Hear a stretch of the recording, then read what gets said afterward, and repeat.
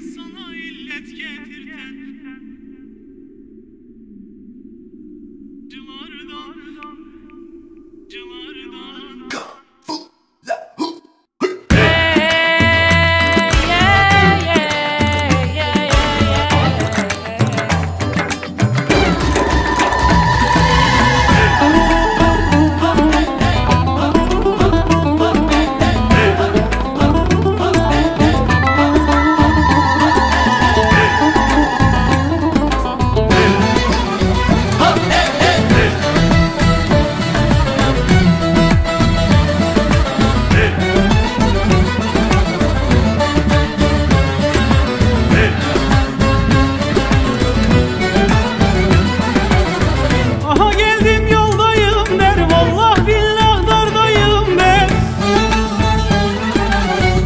yetişmezsen zordayım der, bıktım yalancılardan.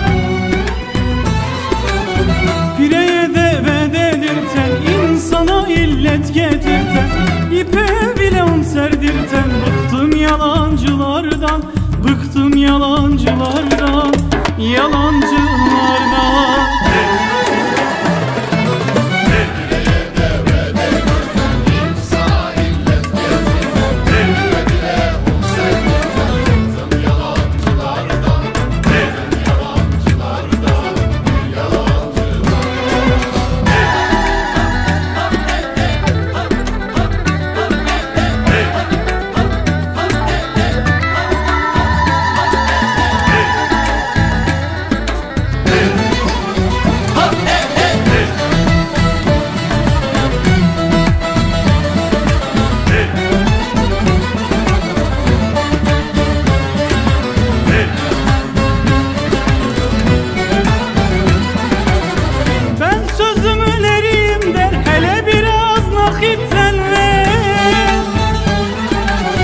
Bugün değil yarın sende, bıktım yalancılardan.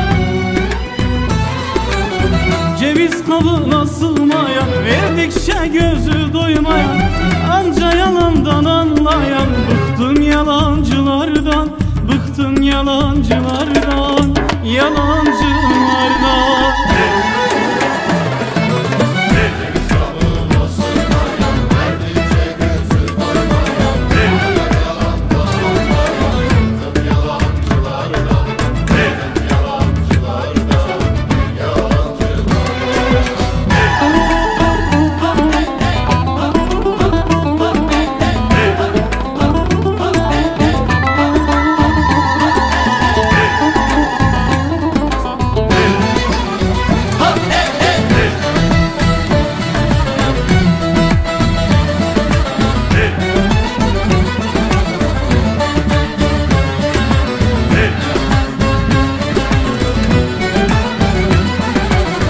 Saçı sakalı ağarmış, 3-5 tane köy varmış.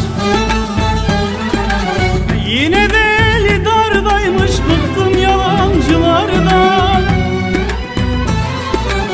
Her şeyi fazla biliyor, haram nedir hiç bilmiyor. Saman altı su misali, bıktım yalancılardan, bıktım yalancılardan, yalancılardan.